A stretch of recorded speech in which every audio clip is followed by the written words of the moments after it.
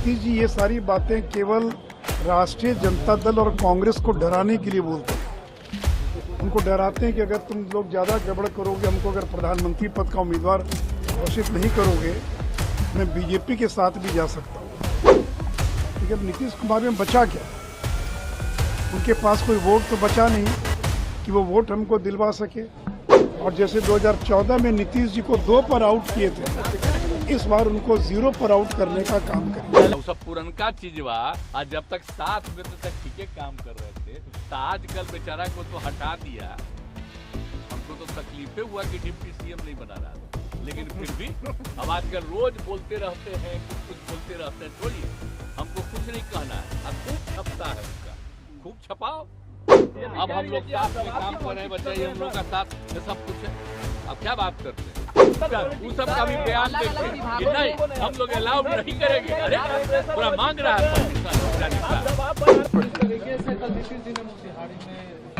कहा है कि बीजेपी के लोगों के साथ तो हमारा संबंध। देखिए, जो उनका बयान उसका कोई ज्यादा मतलब नहीं है। बीजेपी ने बार बार ये स्पष्ट कर दिया है कि अब जनता दल यू के साथ भविष्य में कोई गठबंधन नहीं होगा, कोई संबंध नहीं होगा।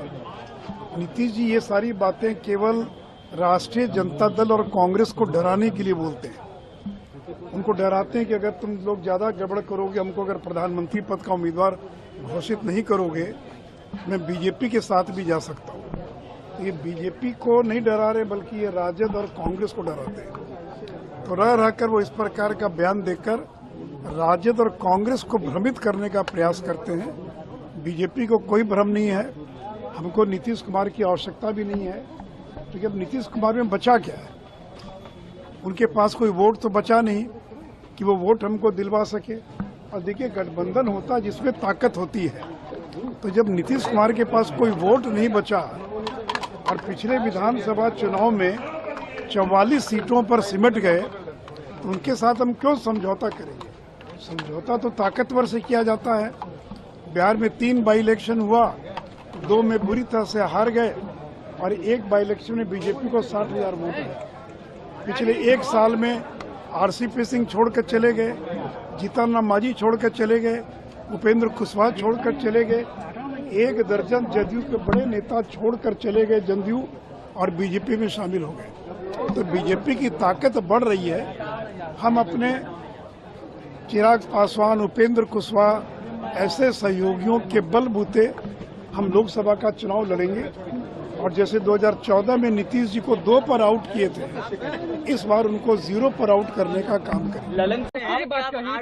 अब सुन लीजिए, आप सुशील मोदी जी तो पहले क्या थे, आप जरा बताइए।